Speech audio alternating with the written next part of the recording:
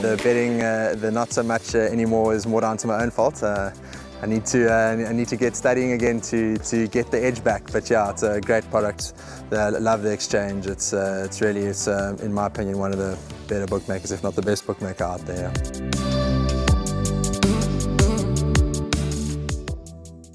Race 2 is the opening leg of the place accumulator. It jumps at 13:10. Catch KZN Racing via live streaming on www.galloptv.co.za. Maiden plate for fillies and mares over 1,400 meters.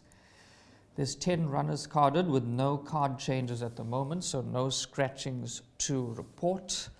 There's a number of runners that have received betting support in this race. That's anti-post betting. But my first selection, D's, is number 1, Mia Loa. It's currently trading at 3-1.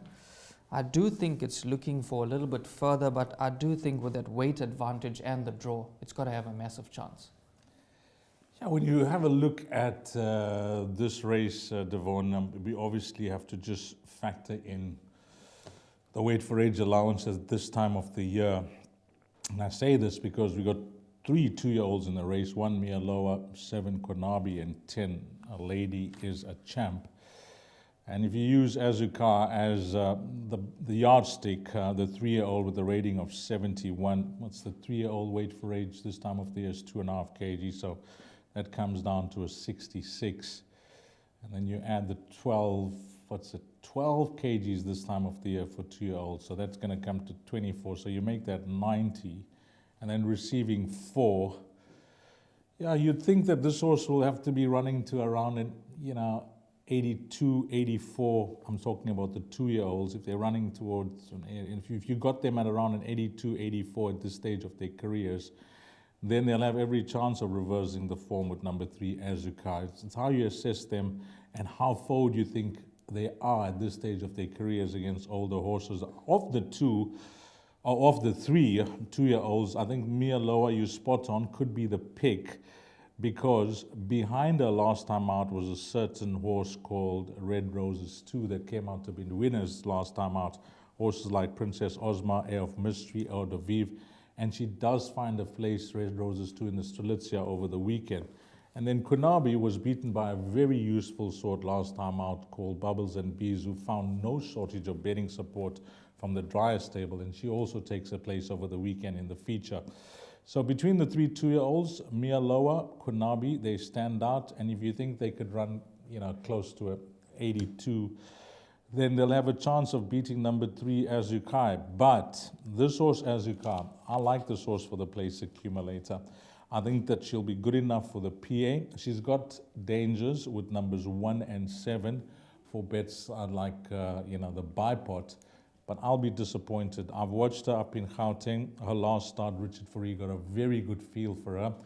He'll partner her again. The only thing will be on how she takes the surface. But when I say that, pretty much, it's a playing leveling field with regards to the surface as well for a few other runners in the field. So this filly, Azucar, is going to be my place accumulator banker. But I agree with you. Horses like Mia Loa, Konabi, they could be better than an 82, 84 at this stage of their career. So they could make a bold showing here. You summed that up brilliantly, because excuse me, when I looked at the race card, I couldn't separate numbers 1 and 3. Yes. And then I eventually went for the 2-year-old Mia Loa. But I do agree with you. I do think number 3 has a lively chance. I'll be including both in my place accumulator. What did you make of number 4, Columbia Road? When I saw her in the parade ring when she ran first time out, she looked extremely well. She's really a good looking horse. And there was some talk, and there was some interest in the betting market for her as well. She's actually related to talk of the town, who won 3 times from 1,400 to 1,600 meters. When I spoke to Terry Fripp, the assistant trainer, when I was on course last time out prior to her running, and he says, we'll expect a forward run from her, but he didn't sound as confident for her to win. But I don't think he thought that she would not finish in the top 4, which she did. So I would say they would have been slightly disappointed with that introduction. And she's got lots of scope for improvement to come. Yeah, if there's a joker of the pack, enough to put it that way, this could be the horse. Yeah, I do think that she would be possibly suited now to the step up 1400. At 8-1, I think she's worth having a small little each way bet on. These your top 4 for race number 2? I'm gonna side with the older horse, but I made this a place accumulator banker. I must stress with no degree of confidence, because I have a lot of respect for numbers 1 and 7, who I feel are better rated than an 82. I say 82 because they should be running, I made 90, but they're getting 4 kg, so they should be running to around 82.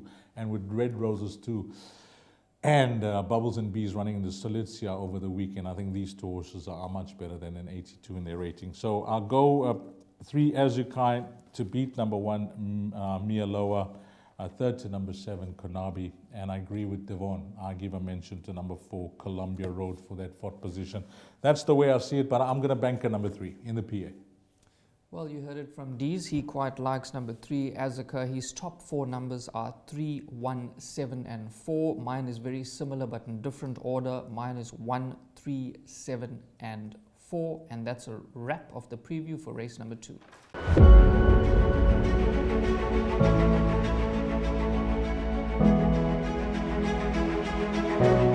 It's Donovan Everett from Cape Racing, and I'd just like to say it's an absolute pleasure to be involved with Intrabet and Cape Breeders in this golf day today here at Pearl Valley. It's fantastic for the industry to see all the relevant stakeholders coming down and having a good time and networking, and it's exactly what the industry needs right now in terms of moving forward and recreating some positivity to take us forward into the next year.